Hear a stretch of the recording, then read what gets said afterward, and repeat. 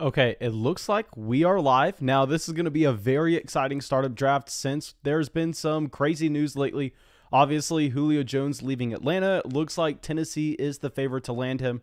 Now, of course, that's nothing close to being 100% confirmed, but there is some speculation. So it's going to be interesting where you see Julio Jones go. It's going to be interesting where we see Kyle Pitts, Calvin Ridley, Matt Ryan, and those potential teams that could be landing a Julio Jones. So yeah, I'm very excited to get this mock draft going. I'm sorry that we have not done one in a little over a week, but nonetheless, we are going to continue to do one of these every chance we get. And more excitingly, to be honest, later this week, we are going to be doing a real Dynasty startup draft. Now, if you want in that league, of course, that's going to be run through Patreon. And I think we are going to be sending out the official details of that league either tonight or tomorrow night. I've yet to determine that yet. Most likely, the draft is going to occur next Monday or Tuesday. I don't know the time yet, so please do not send me a DM over on Patreon telling me that you're 100% in, because no, what I would rather do is I'd rather make that announcement with the official date and time for our real Dynasty startup. That way, then, if you know you're going to be able to make it out live, that's when you can shoot me the DM that you want in. But looks like we got a ton of people out here. Thank you all so much for coming out as soon as the notification is sent. Now, let me real quick get y'all the link over there on Patreon for anybody supporting the channel who wants first shot at this mock draft. And then, of course, once those people tell me that they want in, we get those links out. Then I'll send out the link in the general chat for everybody that subscribed to the channel and comes out right away that wants to take those last few spots if we have any left. But yeah, let me send that out real quick. Okay, perfect. Also, guys, I tried something new with the thumbnail to this video. If y'all could let me know what y'all think of it in the live chat, that would mean a ton. Just because, I mean, usually we do the same thing every time, you use real pictures, but I figured maybe try to make it a little bit more professional this time, make it look a little bit more like a regular YouTube thumbnail. So please let me know your opinions on it, because of course it's just something I'm testing out. Maybe we go right back to what we were doing before, but I would want to try some new things just so we can get everything sorted out before the football season starts. Okay, so now Casey says, Mason, you trying to respond to my comment on the Trey Sermon video? Man, I am very sorry. I reply to as many comments as I can on these YouTube videos, but the problem is we realistically across all the channels get like 100 YouTube comments a day. I probably spend like probably 2 to 3 hours answering questions and breaking down teams on Patreon every day. So yeah, obviously I have to prioritize the questions I get on Patreon. I try to see as many YouTube comments as I can, but I'm not going to be able to get to them all. Okay, so looks like y'all really like the thumbnail. Okay, yeah, I'm going to be putting up a couple more like that this week. I've already made the thumbnails for the videos that are going to be going up tomorrow and the next day, at least on the main channel. I think the video that comes up on this channel tomorrow is the old format. But nonetheless, let me go check the Patreon DMs real quick to see everybody who wants in this league. Okay, so perfect. Let me grab this link real quick. Tankopotamus, I got it out for you, my man. Matthew, I got it out. Jared, I got you. Colin, I got you.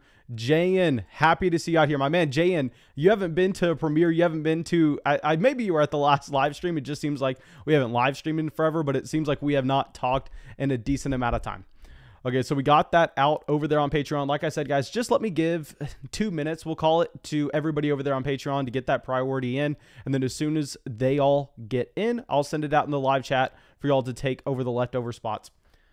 Okay, so let's see if we have any questions in this chat right now before we start the mock. Okay, so let's go through. Adam says, traded Mixon and Freiermuth for Travis Etienne and Gabriel Davis. How did I do? Man, that's a fantastic trade. I mean, looking at Pat Freiermuth, understanding the value of a rookie tight end that's not named Kyle Pitts, and being able to move him for Gabriel Davis, I call that a lateral move. I mean, you're not going to be looking at like a massive winner on either side. I mean, I would argue that Gabriel Davis is the better player, but y'all know that I'm a little bit off Gabriel Davis compared to where his price currently is. But no, getting Travis Etienne for Joe Mixon is an absolute smash. Now, I actually really like Joe Mixon for 2021 redraft leagues, but that's not what we're talking about here. What we're talking about here is Dynasty, and in Dynasty is Travis Etienne by a landslide. Okay, so now let's come out, and Solomon is asking, when are we getting a Javonte Williams video? Man, I know I told you we are going to be getting you one of those. I promise you. I will get that to you within the week. That's going to be coming out this week. I'll get you an in-depth breakdown on Javonte Williams. I remember telling you in the YouTube comment section that I'd get that going for you. I completely forgot until you just reminded me. Thank you for reminding me. Taryn says, Mason, I think you should send pictures to Point God of different faces like thumbnails, like a sad face, happy face. Most YouTubers do it. It might help you grow. Yes, sir. No, I definitely need to get more photos of me for the YouTube channel. The problem is I simply don't take photos unless I'm having to do it with my girlfriend, and I'm not going to be putting up photos of my girlfriend and I. So I do need to go through and just take like a YouTube photo shoot for our thumbnails. But yeah, okay, real quick, let me go back over to Patreon, send out these last DMs, and then I will make sure that we get it out in the live chat after these people join. Literally give me 30 seconds, guys. I'll send that out. It looks like we're only going to have 1 or 2 spots left over that weren't filled up on Patreon, but I really hope y'all decide to support the show. I really hope that we can get as many people over there as possible. Okay, so Harrison says, did you see the Todd Gurley Detroit Lions news? Man, honestly, I did not. Let me look this up real quick. If Gurley is going to the Lions, that is something that has, I mean, it has an impact, to be honest. Okay, Todd Gurley, let's look it up on Twitter. Free agent Todd Gurley in Detroit today to visit with the Lions. Per source, if he were to sign with Detroit, Gurley would be reunited with Jared Goff. Okay, that doesn't matter. And be in the backfield with another former Georgia standout, DeAndre Swift. Okay, so essentially they're looking to bring in Todd Gurley, and that sounds like a horrendous idea. I mean, if you're Detroit, obviously you're a rebuilding franchise. Why are you going to be going through and picking up a 26-year-old running back that has 80-year-old knees? No, that sounds like a very bad idea. Obviously, I mean, my opinion doesn't matter if the move actually happens yet. So let me know what y'all think about that, because if Gurley signs, I would view it very similar to an Adrian Peterson, where, of course, you're not excited for him for fantasy, but he's going to be a leech to DeAndre Swift, who we already know is going to be losing touches to Jamal Williams. Okay, that would be very bad news. It looks like we are going to have 1 spot left for the mock draft that I will send over there on YouTube real quick. Let me pull up the YouTube chats. I don't know how I just lost that browser. Okay, so let's send that out. Okay, just sent out that link to join the draft. Once that gets filled, which I'm sure it will in about 10 seconds, we will get it going. So let me switch us over here. And yeah, I'm going to be drafting out of the 7 spot this time. From the 7 spot, it just gives us an opportunity to be able to go through and move back and forth. And as you can tell by the title of this draft, this is going to be a super flex and tight end premium draft. I'm very sorry. I understand a lot of people don't play with these settings. I understand a lot of people play in 1 quarterback leagues. But the best thing about looking at a super flex mock draft is you can literally just take the quarterbacks, drastically move them down the draft board, understanding how it's going to impact your league settings, and then there you have a 1 quarterback mock. Whereas on the other hand, it's very difficult to go from a 1 quarterback mock and understand how they're going to be valued in a super flex format. So that's why pretty much all of these are going to be super flex. And what we see here is Christian McCaffrey with the 101 over Patrick Mahomes.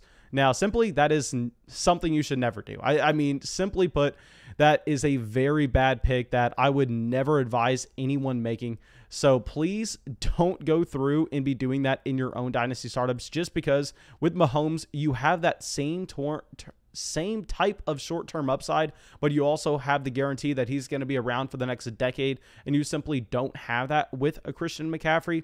Now here, based on what we have done in these mock drafts and based off of all our experience in playing in these real dynasty startups this offseason over there on Patreon, my heart is telling me that we want to go with a Justin Herbert. My heart is telling me to go and get that quarterback, but my brain is telling me that we're going to have decent options later on in the draft where we understand that the running back position is going to dry up a lot quicker. So here, for that reason, we're going to be taking Jonathan Taylor. And let me remind y'all, yes, this is a dynasty league. So in a traditional 2021 redraft format, I am not taking Jonathan Taylor over a running back like Dalvin Cook. Of course, you're not doing that. But here with Jonathan Taylor, only 22 years old, still has so much space left on that rookie contract. You're not worried about his value going down really at all next offseason. And even if it does, I mean, worst case scenario, he falls down to being in the Miles Sanders range where he is going this offseason, as Miles Sanders or Josh Jacobs had very poor sophomore seasons.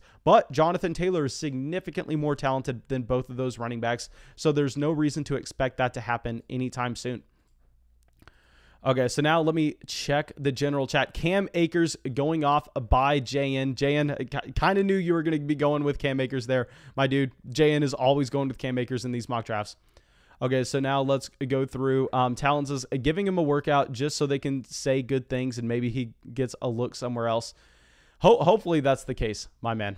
Okay, so now let's go. JN says, I've been in here as Nash's cast lately, Mason. Yeah, man, I know. I just haven't seen you out in the premieres, and I know you probably were in a premiere 2 days ago. Just usually you're in every single one, and I'm not trying to give you a hard time here at all. If anything, I'm just giving you massive props for being in every single video premiere.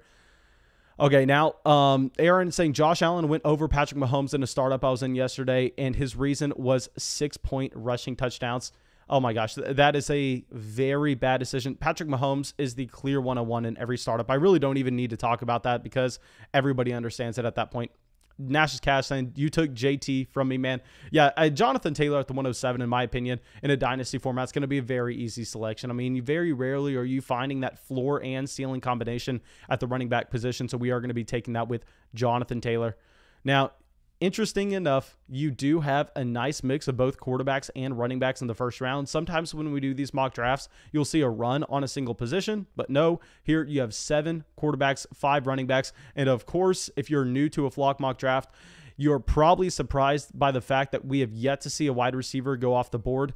But I'm telling you, you should not be surprised by this. I mean, this is the correct decision. Understanding how deep the wide receiver position is, understanding the quality options you can get in rounds 5, 6, and 7 compared to where you're just not going to have that capability with the running back spot. I think taking a wide receiver like a Justin Jefferson, although Justin Jefferson is a fantastic wide receiver. I don't want to make it sound like I am not a fan of Justin Jefferson, but taking him here in the early second over running backs, just say like a J.K. Dobbins, like a Clyde Edwards-Helaire, or over quarterbacks like a Joe Burrow or like a Russell Wilson.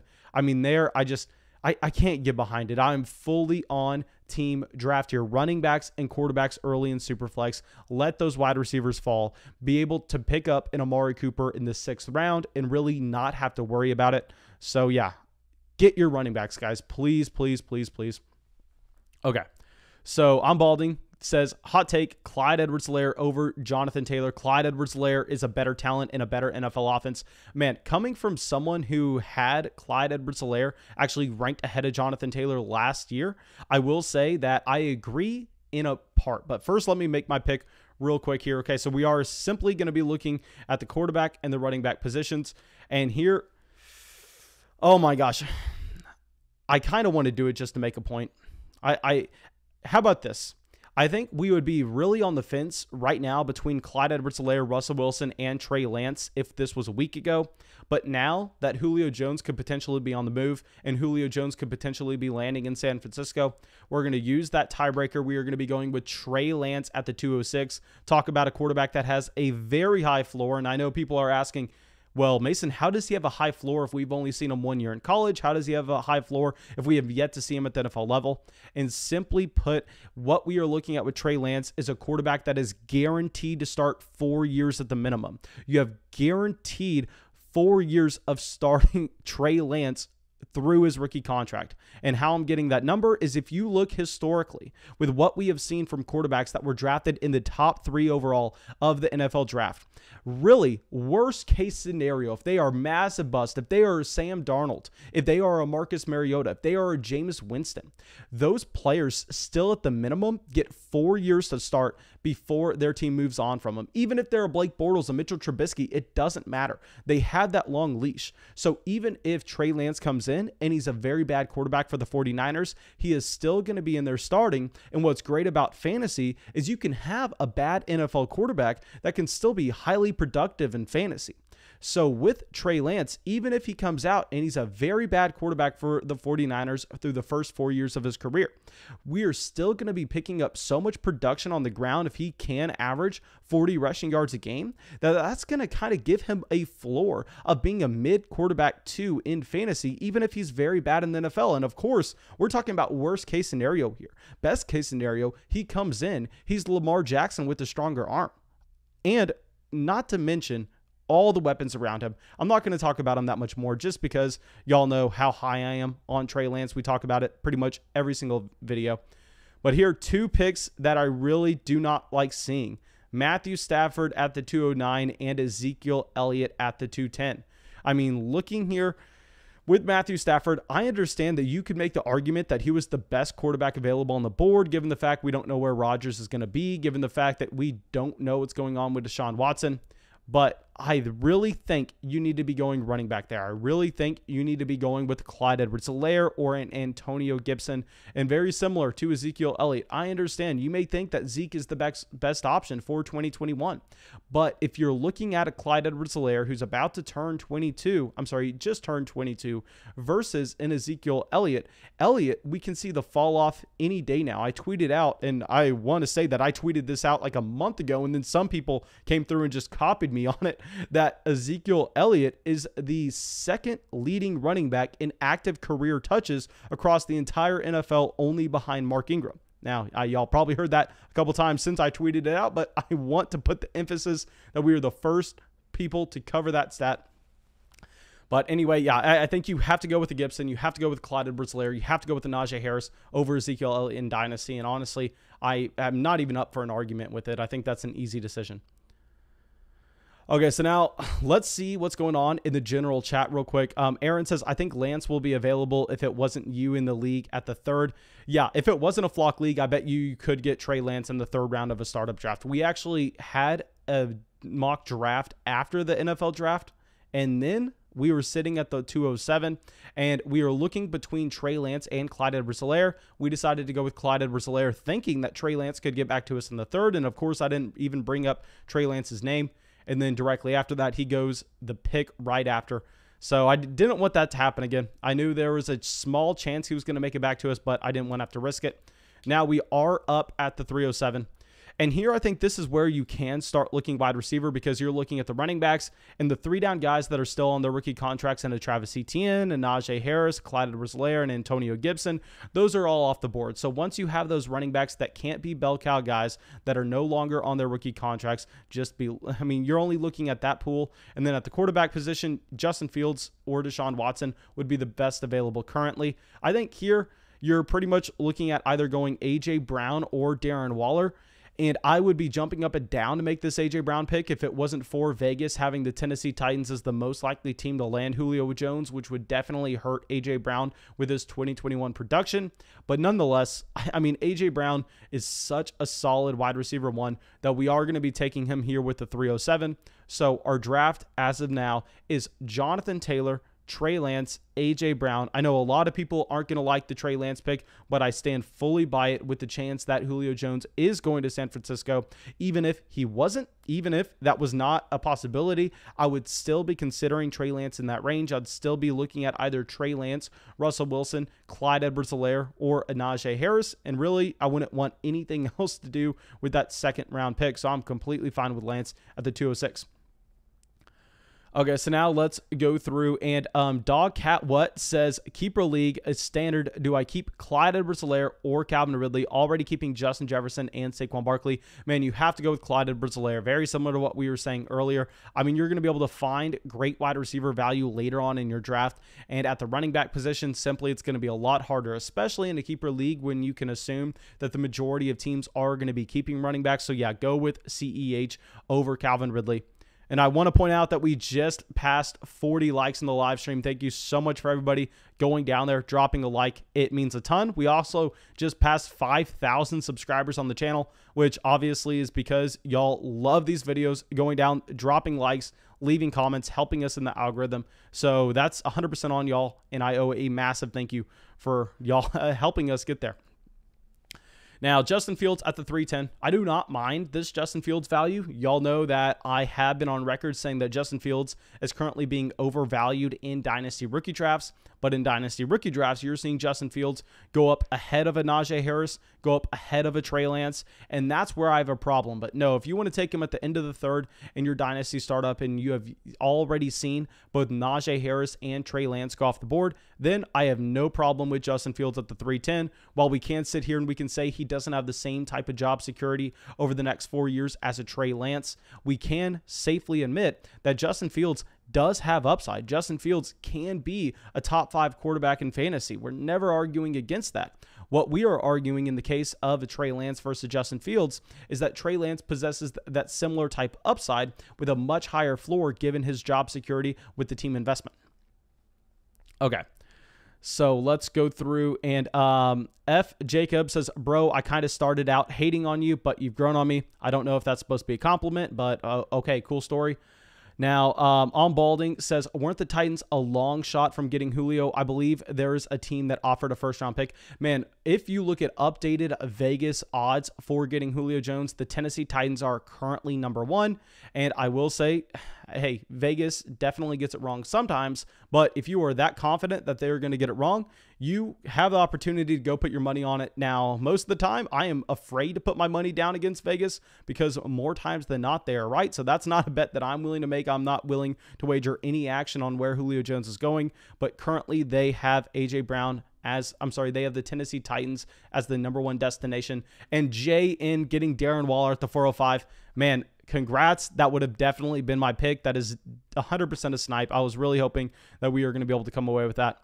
Now, at this point, we're looking at the running back position. Really, nobody I'm interested in. The best available would be either Aaron Jones or David Montgomery, but we are going to be avoiding Aaron Jones given the fact that he's on his second I almost said second career roster. No, second career contract. And also with David Montgomery, I think that the volume should go down in the receiving game with Tariq Cohen being healthy this upcoming season. So I think we can safely look at both QB and wide receiver. And what we are going to be doing here is we are going to be shooting for upside, especially with the team that is very young. We are going to be going with a Deshaun Watson and saying, hey, if Deshaun Watson does indeed miss this upcoming season, then that sucks. Looks like we are going to be going productive struggle. We'll most likely be moving a few pieces to trade for 2022 picks. And then once we get Deshaun Watson back, this team can be a juggernaut.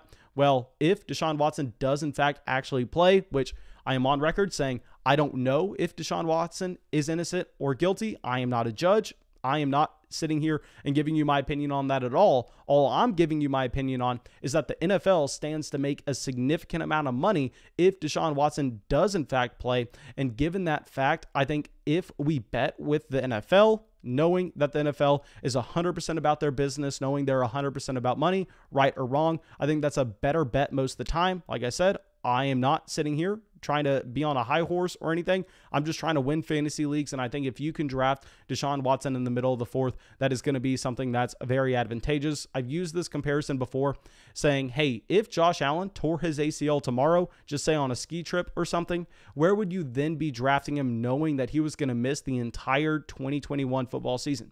He would probably fall down to the 3rd round in startups, maybe to the 4th. And now with Deshaun Watson, we don't even know if he's going to miss a season, and you're getting him all the way in the 4th round. So I really like that price. Another price I really like, Devontae Adams at the 412. Stanley Chad has had a fantastic start to this draft. Now, if he would have gone with Mahomes, I would have liked it a lot more. If he would have gone with Mahomes at the 101, then Najee Harris at the 212, Clyde Edwards-Helaire, Devontae Adams, DeAndre Hopkins. I mean, that is an extremely strong start, my man. Congrats on getting that. Okay, so now let me slide over real quick. And I see that we passed 50 likes in the live stream. Thank you, my dudes. But let's go and see if we have anything else here to look at in the chat. Okay, Nash is saying, my Watson and Akers trade with you doesn't look that bad right now. No, man, it doesn't. That's what I was talking about. That's why I drafted Watson at the end of the 2nd round in that 2-quarterback format. Obviously, in a 2-quarterback format compared to a Superflex league, if you actually have experience playing in both types of formats, you understand that a 2-QB league indeed plays completely different than a true Superflex format. So, yeah, I mean, man, clearly there's a reason that I took him there, and I think it's because it was a decent value. I mean, we've seen this time and time and time again. Ben Roethlisberger has had a very long career in the NFL. Okay, so now let's go through, and Talon is saying, Mason, if you're thinking of starting a Roto League, let me know. Man, I would say that it would be really fun, and if I was only going to be playing in about 3 or 4 leagues, I would definitely make one a Roto because I think that would be so much fun to dive into. But the problem is I play in too many leagues to spend that much time in just one. So I know I'm not going to be starting one, man, and I'm very sorry about that. But if you do join one, I would love to see how it plays out. Okay, so now we are up on the clock, and there are really two players that I'm looking at. I'm going to be looking at a Zach Wilson, especially considering our Deshaun Watson pick in the 4th, understanding that we may have to go productive struggle year 1 if things break that way. And then also at the wide receiver position, here, I think the clear value in Dynasty is going to be a DJ Moore. I know a lot of people are going to be arguing for Terry McLaurin, but if you look at his age-adjusted production for DJ Moore, I mean, I really love Moore. So we could go either way. Here, I'm going to get my guy. Just have a fun draft. I mean, this is a mock draft. We got our guy in the 2nd with Trey Lance. Let's have some fun here. Let's take DJ Moore. DJ Moore, I believe, still only 23 years old. 24. I am sorry. Obviously, I am stupid, but nonetheless, I know they bring in Terrace Marshall, but Robbie Anderson only has 1 year left on his deal, so I'd imagine that Terrace Marshall is the eventual replacement for Robbie Anderson rather than taking targets away from DJ Moore. And also, Curtis Samuel's gone, so maybe you just see Terrace Marshall pick up that Curtis Samuel production. So yeah, DJ Moore. I mean, he was going a lot higher than this in last year's offseason, so I think we are fine with him in the middle of the 5th. Okay, so people are asking what a Roto League is. Essentially, if you played fantasy basketball or if you played fantasy baseball, both games are a ton of fun. I will say that. I'll say that they're honestly probably more fun than fantasy football because of the strategy behind it, where you're playing it with categories. So say in the case of fantasy basketball, instead of your entire team just getting one weekly point total at the very end, you go through and all your players, they get their rebounds added up, they get their points added up, they get their field goal efficiency added up, and you have multiple different categories, and then you have your matchup at the end of the week, and then you see how many categories you win compared to your opponent, and that determines if you get a win or a loss that week. Now, there are so many different ways to set this up. I'm sure a lot of y'all played in Roto Leagues that have a different format where maybe you're playing in the league overall, but nonetheless, I mean, it's a really fun format to play for those other sports. Fantasy football, I think it would be a little bit harder to implement, but nonetheless, I mean, it does sound like a very fun idea. Now here we have a wide receiver run going of Allen Robinson, Terry McLaurin, T. Higgins in the 5th, Zach Wilson at the 5'11". I really like that Zach Wilson selection at the 5'11". Like we said with a Trey Lance, I mean, that's a pick that you take and you know you have at the very minimum a quarterback 2 over the next 4 seasons. Now in the case of Zach Wilson, he doesn't have that same type of rushing upside, so you can say that the floor is going to be lower and that if he isn't a real life good quarterback, then you're not going to be able to start him in fantasy like you could say with the same thing with Trey Lance. So yeah, I mean, but at the 5'11", that's a completely fair pick, and I really like it. Okay, so Tom saying, will Kyle Pitts ever get wide receiver eligibility? No, and I do not think that's something we should focus in on. I think if you're focusing in on that, it makes literally no sense, understanding that one of the biggest reasons people are drafting Kyle Pitts as high as they are is the fact that his value over replacement at the tight end position is going to be very valuable. I mean, if Kyle Pitts did not have tight end eligibility and he was only a wide receiver, I mean, if his ADP was currently where it is and he was going over a player, just say Stephon Diggs, Calvin Ridley, Devontae Adams, it would be horrible. You would never want that. So really, there's no reason to be looking for Kyle Pitts to get wide receiver eligibility. That's just a talking point. Maybe you can see a similar situation. Remember when Jimmy Graham way back in the day was getting franchise tagged by the Saints, and then he was like, hey man, I'm a wide receiver. I'm lining up on the outside more than I am playing at tight end. I need that franchise tag money. Then sure, it can matter for Kyle Pitts for that, but for fantasy football, literally doesn't matter at all. I mean, because you're going to be playing him at tight end regardless. That's what makes him valuable, is the fact that he's a tight end. If he's a wide receiver, it doesn't really matter. Okay, so now we are going to be up in about 2 or 3 picks. Now, if we were going to be looking across the positions, oh my gosh, I know that some people are going to be arguing that Chris Carson's a good value here, and I'm looking at Chris Carson, and I would say that he's a lot closer to Aaron Jones than a lot of people want to think in Dynasty, given the 2 contracts. But still, I mean, I would never be able to bring myself to that. I think we're going to be going wide receiver here. I mean, wide receiver, this is usually the value range that I'm targeting them. There are a few guys that I like, specifically those veteran wide receivers that you're going to get at a discount given their age. A guy like Mike Evans, a guy like Keenan Allen. And I know that Mike Evans seems like he's been in the NFL forever now, given the fact that he came out in that 2014 NFL draft class, the same draft class you have Brandon Cooks, Odell Beckham Jr., Sammy Watkins. So all those guys look extremely old, but Mike Evans was so young coming into the NFL that he still is actually pretty young now, despite him having a highly productive career, still only 27. Jayen decides to go with Chase Claypool. Now, let me go through, just make sure that we're not missing anybody based on the ADP being messed up. DJ Chark would be an interesting pick here. Yes, I did come through and I said that we were going to be avoiding DJ Chark before the NFL draft because we acknowledged the fact that Jacksonville literally could go anywhere, because you were not seeing that team as a team that had ties to really any guy outside of the player they had not even drafted yet in Trevor Lawrence with the new coaching staff coming in. So yeah, they take Travis Etienne instead of taking a wide receiver at the first round. But now DJ Chark going to be the wide receiver one on that offense. Okay, we're going to go with Mike Evans here. I know a lot of people are going to be screaming at us for Jerry Jeudy, but the problem is Jerry Jeudy's just in a very poor situation. We are going to be going with Mike Evans. Okay. So now let's go. Gaming with Geo coming out with a donation. Thank you so much, my man. And you're saying Chase Edmonds or James Conner are either going to be viable. Yes, definitely. Here, my favorite between the two is going to be Chase Edmonds. And the reason I'm saying this is really twofold. One, when you've seen Chase Edmonds get the starting nod for Arizona over the past few years, yes, it's only happened in pretty much 2 or 3 weeks, but every time it does happen, he is a 3-down player. I mean, really, you're not seeing him lose anything in the receiving game. You're not seeing him get taken out at the goal line. He's getting every valuable touch in that offense. And another reason I'm saying that we are going with Chase Edmonds here is if you look at the contract that James Conner was brought in on, I believe it was only like $1.2 million. Please fact check me on this. I could be wrong. I know it was definitely close to the minimum for those veteran running backs. So the team really doesn't have that much invested into James Conner. He was mainly just brought in to be a depth piece because they weren't comfortable with Eno Benjamin being the running back 2 there. But yeah, I think that Chase Edmonds is definitely a viable play for 2021. Now, his long-term value really is slim to none. Really, he doesn't have that much long-term value at all, but you're playing him for 2021, and that's it. Okay, Nash's Cast coming out saying Aggie lover for us taking Mike Evans. I know, man. I'm embarrassed for doing it, but at least he didn't go to OU. We can say that.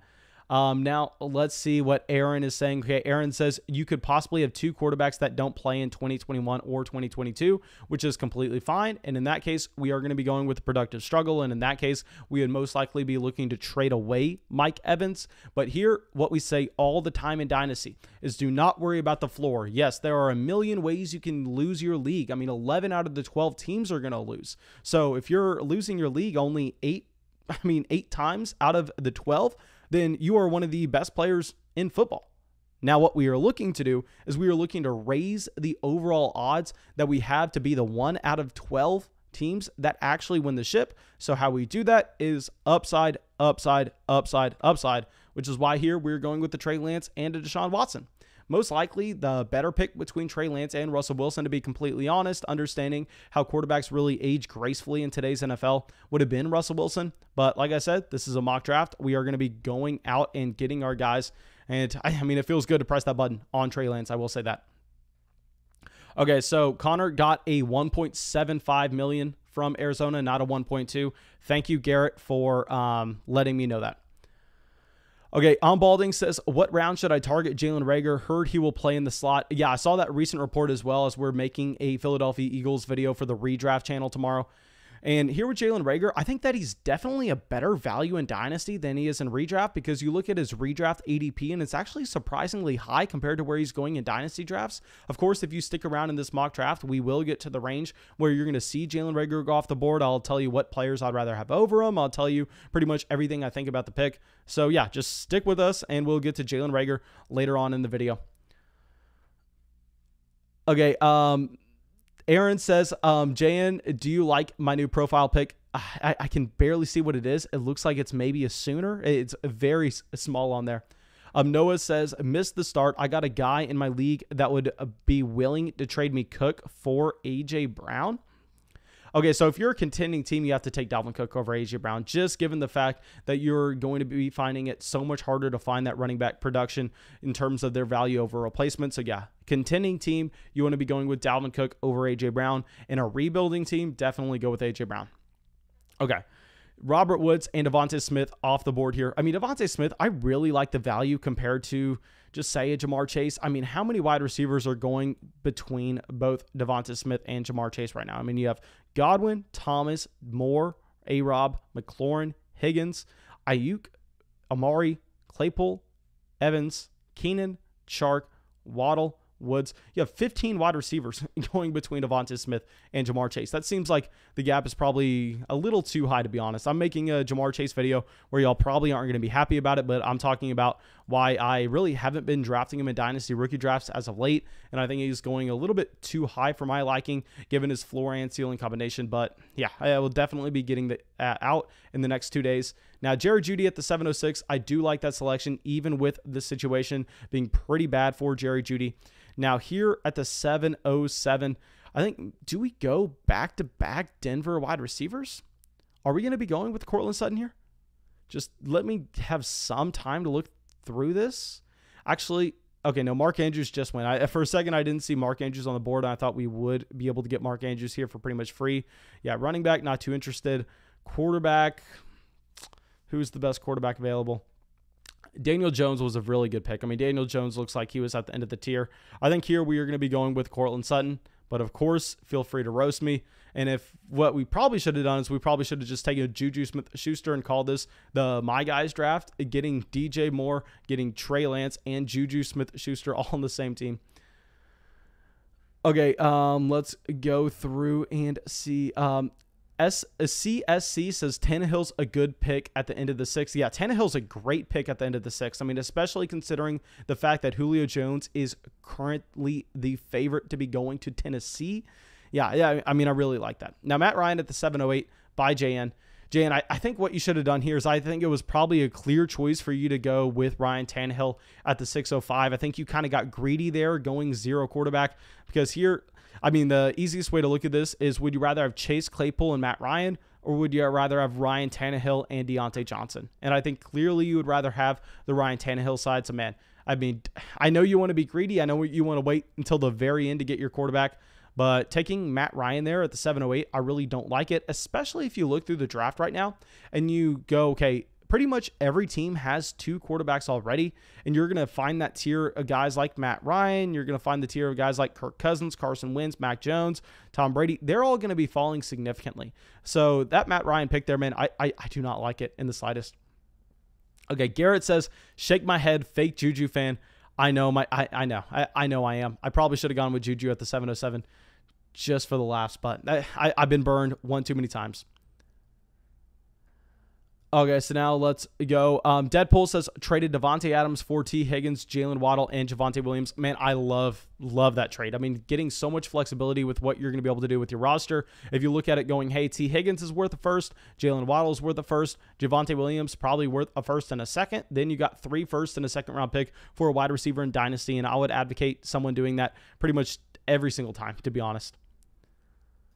Okay, Taryn says, not going to lie, I think I have the best start at the 105. Okay, so here, Barkley, love the pick of Saquon Barkley. Derrick Henry at the 208. The problem with Derrick Henry is just, I mean, the long-term projection between the rookie running backs in Najee Harris and Travis Etienne are so much higher than a Derrick Henry, and you're also seeing players like Antonio Gibson, Clyde Edwards-Helaire, both on their rookie contracts. I think I would have preferred to go that route. Now, Mixon at the 305. I mean, here I think after Etienne, you see the fall off in Dynasty. If we're talking 2021 production, I'm fine with it. I don't love the Rodgers pick at the 408, but if he goes to Denver, it's going to be very good. Thomas at the 505. I really like the Thomas pick. I really like the DJ Chark pick at the 608. I really like the Daniel Jones pick at the 705. So I like what you did in the last 3 rounds. Here in rounds 2, 4, and 5, I think maybe you could have gone somewhere else, but I'm wrong all the time. Maybe this is one of those times. Okay. So Rashad Bateman and Laviska Shenault going off here. I really like the value on Laviska Shenault. Like we've said time and time again, I think that if you're looking at Jacksonville, DJ Chark and Laviska Shenault are going to be more so a wide receiver 1A and a wide receiver 1B compared to clear wide receiver 1 and wide receiver 2 roles. So getting Laviska about 2 rounds after DJ Chark, I do like. I maybe would have considered taking Laviska in the 7th round, to be honest.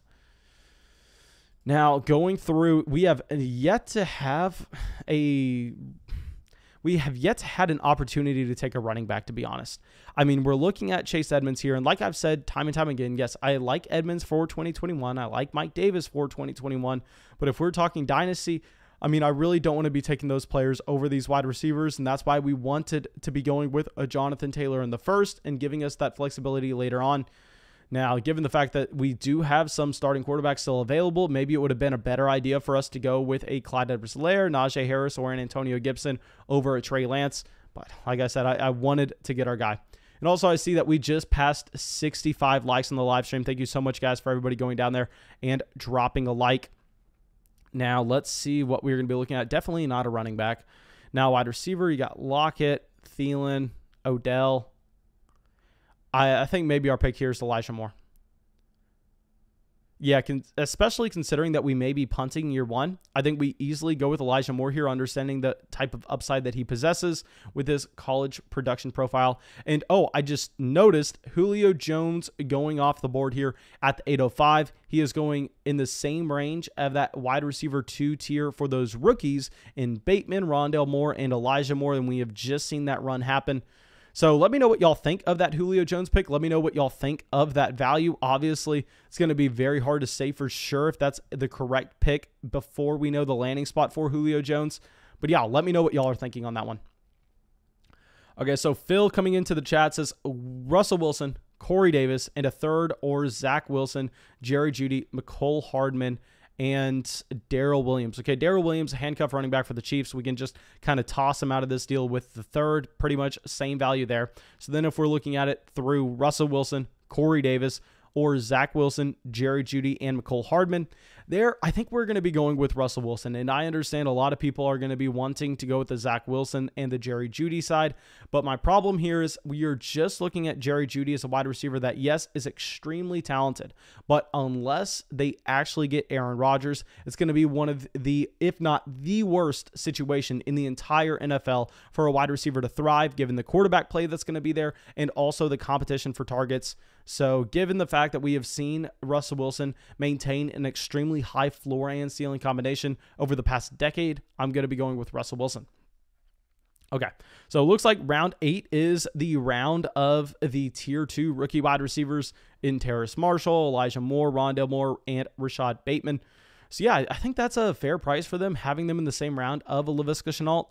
Maybe I'd prefer, actually no, I think Laviska is perfectly valued there. I think we would prefer Laviska over these other guys like a Marshall, and Elijah Moore, a Rondale Moore, and a Rashad Bateman with Trevor Lawrence coming in.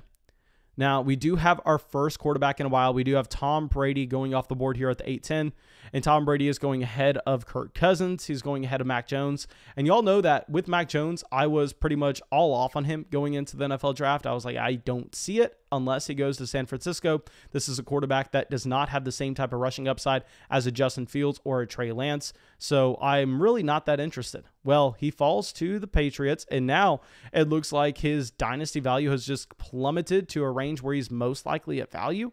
Maybe we could have talked ourselves into taking a Mac Jones at the 806. That was probably the correct pick, to be honest. Now, Darnold goes over Mac Jones. Yeah, I think that at this point, we would prefer Mac Jones, even the fact that he does not really have any competent pass catchers in New England, even considering he does not have really any rushing upside at all, because you can say the same thing about the rushing upside with Tom Brady, Kirk Cousins, and Sam Darnold, even though Sam Darnold's actually a sneaky rusher. I need to stop saying that about Sam Darnold just because he looks like Sam Darnold. Now, James Robinson at the 902, I really hate the Robinson pick. RIP James Robinson. Travis Etienne is coming in. He's a workhorse running back. He is taking your touches. James Robinson should not be valued in this range. Give me Mac Jones over James Robinson. Okay, so probably shouldn't have talked about Mac Jones because it looks like maybe we were going to have a shot at him falling to us. So you have two quarterbacks. So let's see if anybody wants to take him as their third quarterback. But also, I want to remind everyone, guys, that later tonight or tomorrow morning over there on Patreon, we are going to be making a post with the details for our upcoming Real Dynasty League. So if you want to get in that, make sure you are on the lookout on Patreon. You'll get a notification if you are supporting the show over there with the post and the details. Then just shoot me a DM. Now, please do not go ahead and shoot me a DM right now before you know the details with the date and time that's happening, because it's going to be a live Dynasty startup. That's a real league that we are streaming on the channel. So you're going to have to be available at a certain date and a certain time. So don't DM me going, hey, I am free every single day and every single time this week, because usually when people tell me that, then I set a date and time. They're like, hey, can you send me my dues back? I'm actually not available at that time. So I do not want any DMs right now, but be on the lookout for it to come sometime soon. And by sometime soon, I mean very, very, very soon.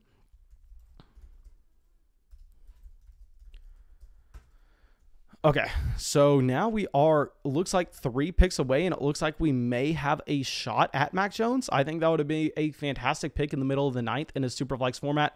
Now, I will say that Odell Beckham Jr. would have been our backup pick if we didn't get Mac Jones, so it's sad to see Odell go there with the 904. So now that our backup pick is gone, we probably should look for a backup to our backup pick. So, yeah, Jones really the only quarterback I'm interested in there. Running back, there's a running back that I could consider. Wide receiver, maybe Curtis. Outside of that, not looking at too many. Looks like my dog just got here, so hopefully she doesn't make too much noise. Now, let's go through, and yeah, it looks like we're probably going to be getting Mac Jones. Nash's Cat saying, "Boy, I'll draft on an airplane." Guys, Nash's Cat is about to have a nice vacation. I will say that. Oh, and also, I forgot to mention, we have a flock meetup happening. I made this announcement on Patreon. I do not think that I have made the announcement on the channel, but we are going to have a flock meetup in Austin, Texas on June 19th at 6 p.m. Now, please come out to that flock meetup. JN is going to be there. I will be there. Please come out. And we do indeed get Mac Jones in the middle of the 9th round. Like I said, not a massive fan of Mac Jones. I was off of him coming into the NFL draft, given the fact that he doesn't have the rushing upside. But here at the 907, we are completely fine with that. But guys, please, if y'all can, June 19th, 6 p.m., come out to that flock meetup. Please. Okay. So now let's see if we have anything else going on. Matthew says, "I see James Robinson continuing to get 200 touches a year. At the 902, I'm happy with that. Ceiling capped, which sucks." I would say that his ceiling actually isn't capped. I'm looking at James Robinson as pretty much a handcuff running back. That's what I'm looking at. I'm looking at a guy that's probably going to be getting anywhere from 8 to 12 carries a game, no usage in the receiving game, and that is what's killer, because if you're getting 8 to 12 carries a game and that is it, you simply aren't startable in fantasy. Now, it's a lot better than getting 0 touches a game, just in case you really need to start that player, but you're never going to be expecting that production to really shoot through the roof unless Travis Etienne is out. So, not a massive fan of that. Okay, so Ryan is asking where our meetup is going to be. It's going to be in Austin, Texas. I know that. I thought of a place that we can do it downtown, but the problem is I'm unsure what the parking situation is going to be like, so I don't want to have to ask people to Uber or anything. So I think we're changing from that location, but I promise you I will be getting that address and I'll be getting that location out sometime soon for the Austin Flock meetup.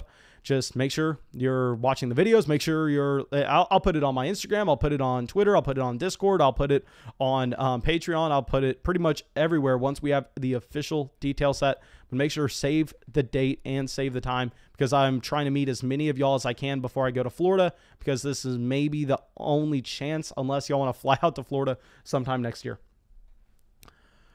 So I want to point out, JN, I really like the Chase Edmonds pick. Chase Edmonds would have been our pick if we did not get Mac Jones there at the 907, because in this range, you're looking at wide receivers that may be, just a one-year rental, a guy like an Odell Beckham Jr., a guy like a Corey Davis. So if you're going for those veterans anyway and you're not looking at long-term value, might as well get the veteran running back, because we know that production is going to be so much harder to find. Yeah, JN saying Austin parking is booty. Yes, sir. I completely agree with you on that one. That's why I'm definitely going to have to look a little bit more into where we are going to be doing the meetup, because I don't want anybody to have to deal with a crappy parking situation. But hey, I'll figure it all out. Y'all don't need to worry about it. Okay, so looks like Irv Smith was an auto pick. If Daddy Soul does not turn off of auto sometime soon, looks like we are going to be having to go through and manually make his selections. So hopefully that gets fixed. Yeah, hopefully that gets fixed and we don't have to just continue to change his picks if auto does a very bad job. So Connor's asking, how is Damian Harris still on the board? Damian Harris is still on the board because we have seen the New England Patriots go through and refuse to use him as a 3-down back. He got kind of casted into that 1st and 2nd down role that we saw with Sony Michel. And if we do know that Cam Newton's going to start the season, you're looking at a player that's not going to be startable, given the fact that Cam Newton is going to be taking those touchdowns at the goal line. They draft Stevenson in the 4th round this year, indicating that they aren't 100% sold in on Damian Harris. So yeah, at some point here, you could look at him being a value, but it's not crazy by any means that he hasn't been selected yet. I would definitely prefer having a Chase Edmonds over Damian Harris, and honestly, it isn't even that close. Mike is saying probably can't start James Robinson when Travis Etienne is healthy. Yeah, man, that's 100% why I'm looking at him as a handcuff running back, because yeah, it's great that he's going to be getting more touches than a Tony Pollard, a guy like Alexander Madison, but they're pretty much all in the same boat in that it doesn't matter if James Robinson's getting 8 to 10 carries a game because you're not going to start him anyway. He's going to be Adrian Peterson from last year if Travis Etienne's getting his rushing usage and as well all the usage in the receiving game. So that's why I'm saying with James Robinson, yeah, he has a ton of upside. We've already seen he can be a top 5 running back, especially with Trevor Lawrence coming in. But it's going to take Travis Etienne injury. I mean, maybe you get to start James Robinson for the first month of the season before Travis Etienne is fully integrated into the offense. But yeah, I mean, James Robinson essentially a handcuff running back for me. Okay, I'm Balding says, are you planning on replacing Sammy Watkins' jersey? Nothing against Watkins, but it kind of hurts having him up there with elite company. Hey, that's some disrespectful news. I'm sorry, disrespectful statements towards Sammy Watkins. Sammy Watkins was an elite prospect coming into the NFL. If you looked at what he did in his sophomore year, I mean, he was an elite Dynasty asset at some point in time back when I fell in love with Dynasty. So don't be putting disrespect on our boy's name like that. Now, I will say our new studio with a new backdrop is going to be completely different. We're not even going to have jerseys behind us. I cannot wait for that to be set up. I can't wait for us to get to Florida. That way we can have that new studio. I'm just thinking about it every day, to be completely honest. I'm sure that my girlfriend's tired of hearing me talk about it, but yeah, no, the new studio is going to be awesome, guys. Trust me on that. So the Sammy Watkins jersey is going to be coming down. It's not going to be getting replaced by anything, but we talked about Damien Harris. Let's might as well take Damien Harris here just because we only have one running back. So we are kind of looking for guys that we need to start at some point. So we're going to take Harris, but I do not want to act like it was some fantastic value. It was fair value. I will say that. Like, I'm happy with the draft pick, but it's not like we just completely robbed anyone. Now, Kadarius Toney at the 10:07. Great pick. Honestly, we probably should have gone with Kadarius Toney, to be honest, as our 6th wide receiver over Damien Harris.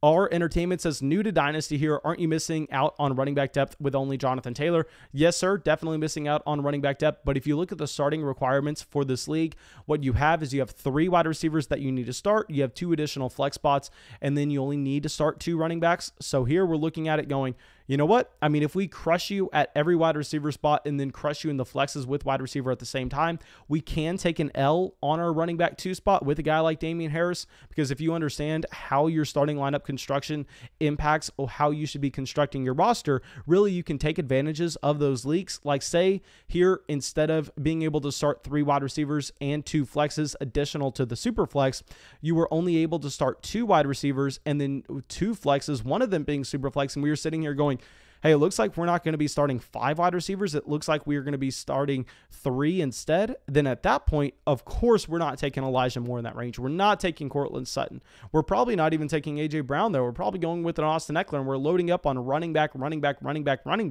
But given the league format of this mock draft, I mean, this is how I want to build. I want to make sure that we are getting those high producers in our flexes. Okay, Noah says the quality of the digs can catch up with the amazing content. Yeah, guys, Noah is making us a badass sign. I don't want to tease it too much, to be honest, but that's what I'm saying, guys. It's going to be awesome. Noah from the chat here is sending us something that should take us to, like, give us the nicest studio in Dynasty, to be completely honest. I mean, the nicest studio on anybody's fantasy football YouTube, and also Wanted Alex from the Discord chats making us something pretty badass as well. And of course, we're going to be trying to implement some new lighting. It'll be fun. It'll be fun getting a new camera. Just excited for the new studio. Okay, JN coming in says, congrats on everything the last month from going full-time to graduating. Thank you so much, my man, JN. Yes, sir, we had UT graduation last weekend, and now we are full-time fantasy, even though we have already been full-time fantasy for the past 4 months now. The only difference is now we are not having to do like 20 hours of school a semester, so it's just honestly a lot easier. Okay, Jeremy says, seeing where Watson went, am I nuts to have moved Kyler for Watson in a first and a second? You're saying 8-team league, one of the strongest teams. I will say that you're nuts because it's an 8-team league, and in an 8-team league, pretty much all you're doing is just looking for your pure upside. And there, I think I would rather just have Kyler Murray, to be completely honest.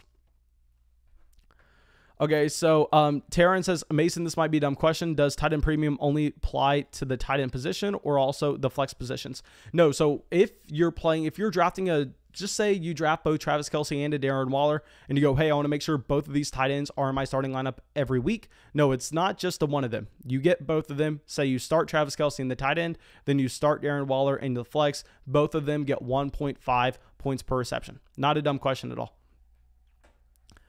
Okay, Jeremy says 12-team league. No, a 12-team league, I'm completely fine moving Kyler Murray for Deshaun Watson, a first and a second. I'm fine with it. This is coming from someone who has Kyler Murray in way more dynasty leagues than Deshaun Watson as well. Nash Cass said the lighting in the stadium is going to be sick. They're installing orange LEDs. Man, the last time I was in the stadium, it looked amazing compared to whenever I got to UT versus when I left. Now, the construction isn't done yet, but no, that UT stadium is going to be beyond nice. Okay, so now let's get back up. We have kind of a balanced team so far. We have yet to draft a tight end, but really there are so many tight ends always available very late in drafts that we don't have to worry about it yet. We do get Evan Ingram falling to us in the middle of the 11th round, so we are going to be taking Evan Ingram here. I understand that he's been frustrating, but he's been getting the volume, and I think this offense is going to be significantly better with Saquon Barkley and with Kadarius Toney stretching the field. So, yeah, I mean, I am happy about that Evan Ingram pick that we had there at the 1107.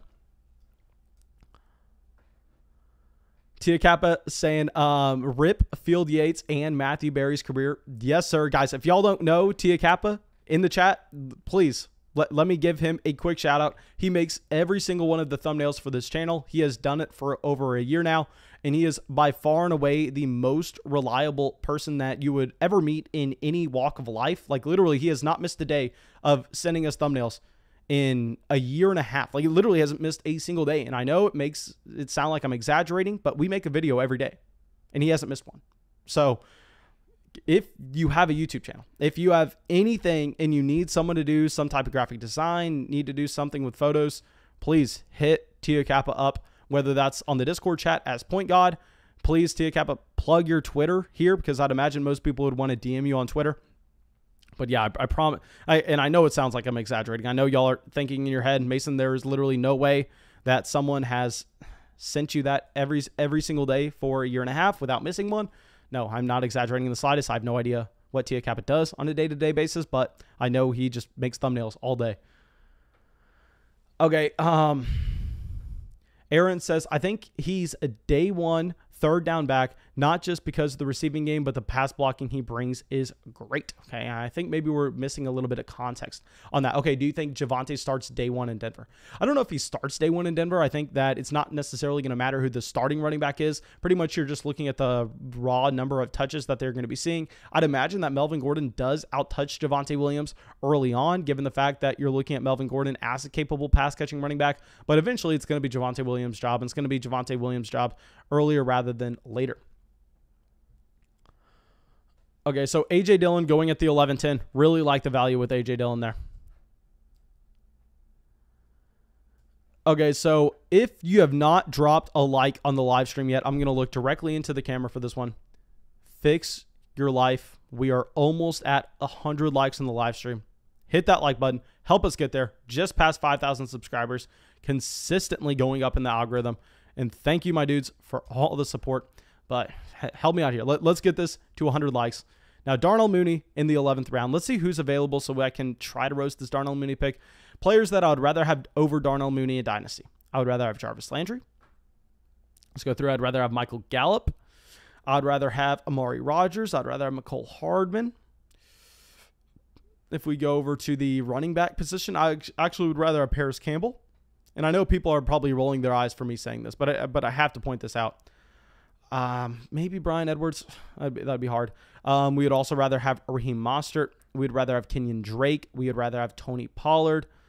At the tight end position, we would rather have Logan Thomas. At the quarterback position, we'd rather have Ben Roethlisberger. We'd rather have Ryan Fitzpatrick. Yeah, there are a lot of players I'd rather have over Darnell Mooney, and I just have to get that in because y'all know it wouldn't be a Flock live stream if we did not show some hate to Darnell Mooney. Okay.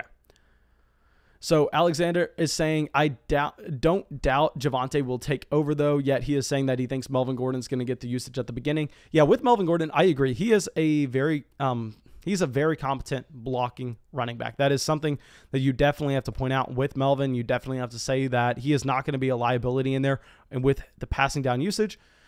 So, yeah, I mean, Melvin Gordon definitely is going to get some usage at the beginning of the year, but some of those players that we just mentioned as players we'd rather have over Darnell Mooney go off the board before we are up. So now let's spend a little bit of time looking through, and I will point out we've already drafted 3 quarterbacks, so probably not going to be wanting to take them there. Really like the Chuba Hubbard pick there by JN. Okay, so now let's go through. I think we take another backup running back. I think we go with a Kenyan Drake as our 3rd running back here. Kenyan Drake, very similar. I'm looking at him almost in the same light as a James Robinson, a guy that's going to be getting 8 to 10 touches a week, not going to be startable in fantasy unless the starting running back actually goes down, and in that case, he turns into a 3-down guy. So I like the pick there with Kenyan Drake in the 12th when we need that running back depth. Okay, so now let's go through. And Matt coming out and saying Jalen Ramsey is Darnell Mooney's son. I understand. What is that meme from? Did something happen on Twitter? Because I've seen that time and time again. Tia Kappa says, Mason, what if Gurley signs with Detroit? I think he'll get a lot of goal line usage. Yes, I cannot hide the fact that if Gurley signs in Detroit, I mean, it's going to hurt DeAndre Swift. It sucks to say, but it's going to happen. We know he's going to get touches. We've already said that Jamal Williams is getting touches, yet we thought that there was still going to be more than enough to go around with both Kerryon Johnson and Adrian Peterson leaving. But yeah, no, if Gurley goes, it's going to hurt Swift. Gurley can take goal line usage. You're definitely not going to be valuing Gurley, though, just because we know he's not going to be startable unless you see an injury to DeAndre Swift. But yeah, it really only hurts Swift. That's the only big news. But JN, can I point out real quick? I understand that so you made the mistake of going with Claypool over Ryan Tannehill, which I know you already said is a mistake. But I want to point out why going through and trying to fix that mistake in the 7th round with Matt Ryan was especially bad. And that's what we were saying, those other quarterbacks like Kirk Cousins, Sam Darnold, Jameis Winston, Jordan Love. I mean, all these guys you knew were going to fall. So by reaching on a Matt Ryan, who you probably could have gotten in the 8th round regardless, I think it kind of doubles down on the mistake of not taking Ryan Tannehill, in that you're kind of just hurting your roster based on a prior mistake, when what should have happened is you should have just moved on. You should have continued to go with the value and then stacked up with guys like, just say someone in the 8th round, just say Kirk Cousins in the 8th round. You probably could have got Ryan in the 8th. Or even if you missed out on all those quarterbacks, say they still go here and you missed the boat, then you can still get Fitzpatrick in the 12th. So that's why I really want to point out that Matt Ryan pick was bad. I understand why it happened, but I just want to give some context in saying, if you're trying to fix your draft pick, there are better ways to go about it. Okay, Joseph asking us who has the best team here. Okay, so let's go through. Mblaze, honestly, Mblaze killed this, to be completely honest. I do not like the James Robinson pick in the 9th. Chris Carson in the 7th, I understand it. I'm not a massive fan. I would definitely prefer taking someone. Actually, Jamar Chase in the 5th is fine as well. Mblaze has the best team. Kind of got lucky with Mahomes falling him to the 101. I would really like to see him stack Mahomes with Clyde Edwards-Helaire instead of Antonio Gibson. But Kittle in the 3rd, great value. 2 in the 4th, great value. Ryan Tannehill in the 6th, possibly the best value of the entire draft. Then picking up these productive veterans at the end in Will Fuller, Robbie Anderson, and Tyler Boyd. I think Mblaze has one of the best drafts. We go through. I don't like the Zeke pick. We go definitely not the Stafford pick. Okay, meat stack. Let's look at this. This one is pretty good. I like meat stack's team as well, given the fact that he does have those 2 elite quarterbacks. He has Travis Kelce, and then he's still picked up veteran productive running backs. So long-term, don't love it, given the fact that your running back situation is going to be looking really bad 1 year from now. But the team as it stands, solid. Okay, so now let's look at our construction real quick. We have 3 running backs, we have 3 quarterbacks, we have a tight end, and we have 5 wide receivers. So we're really flexible on where we want to go. Of course, we'd prefer going with a running back, and it looks like we are in the range when you're going to see those handcuffs start to go off the board. And we are going to get one of our favorite handcuffs running back in Daryl Henderson, a guy that's still on his rookie contract, a guy that, yes, you're not going to be able to start him when Cam Akers is healthy, but we can project him to be a 3-down guy, seeing 20 touches a game if Cam Akers suffers an injury, and he's going to be in that same role over the next 2 to 3 seasons. So Daryl Henderson in the 13th, I really like him, not just fine with. Okay, I see we passed 100 likes in the live stream. Thank you, my dudes. Thank you. Okay.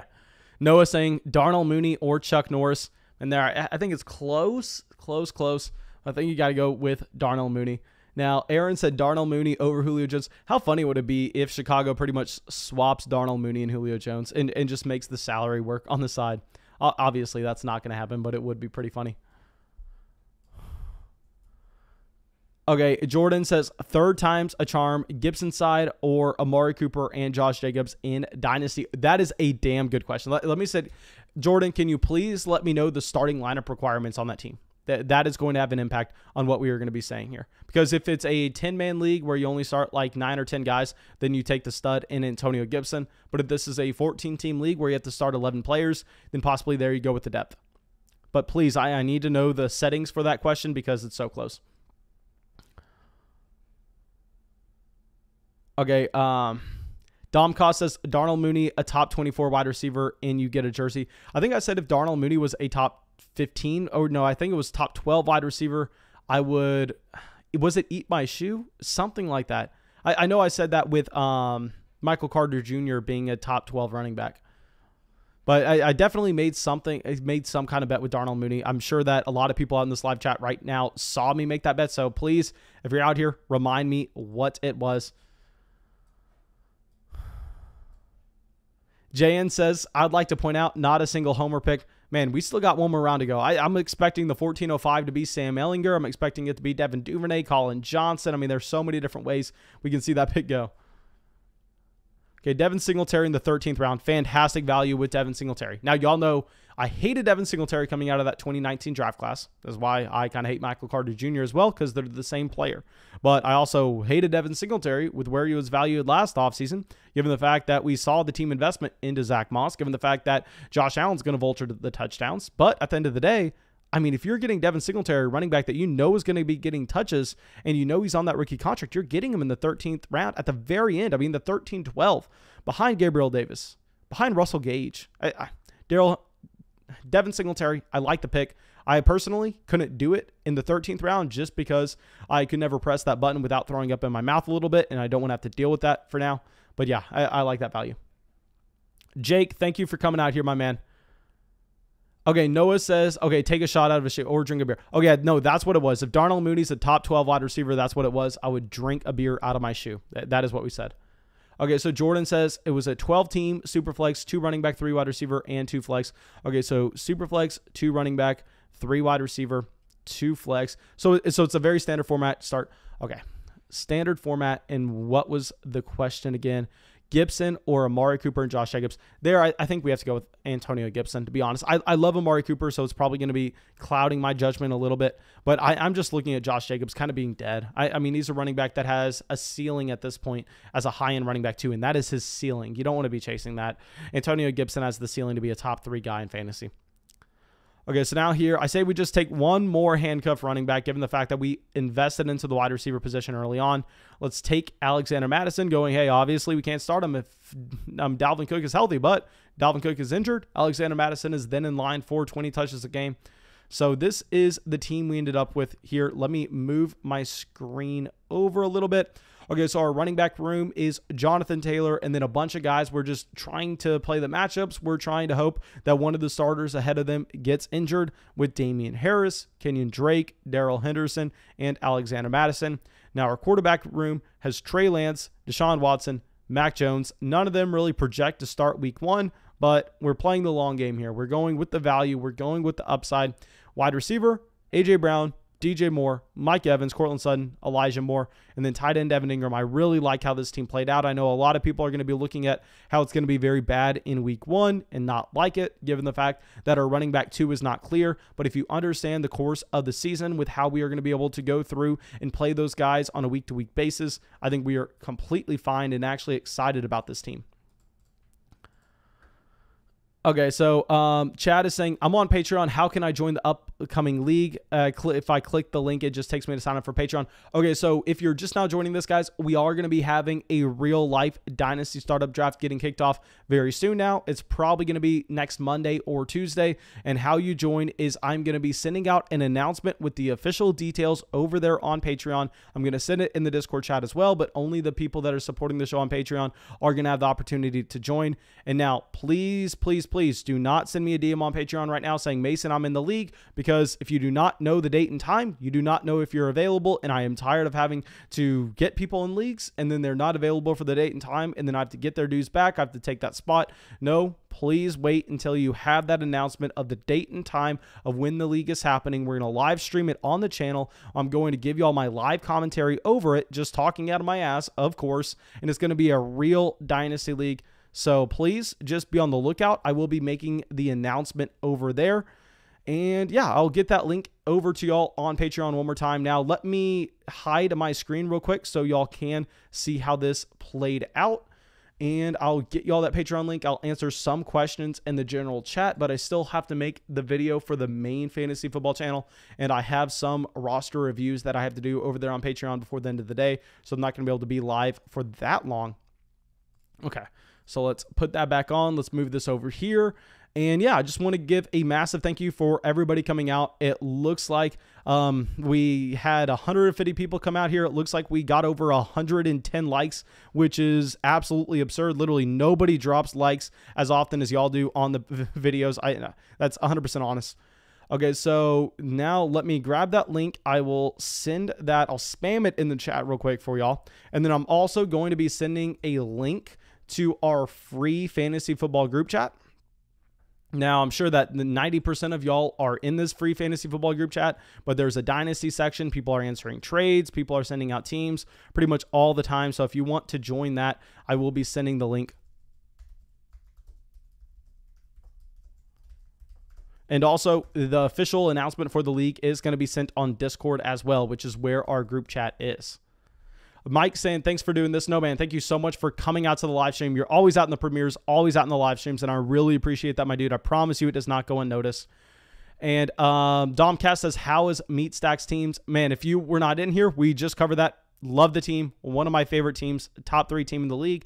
We did say that it was going to have some problems down the line, given the fact that the veteran running backs don't project well over the next 2 to 3 years. But for 2021, I mean, it's a fantastic roster, and it has that core with Kyler Murray and Russell Wilson.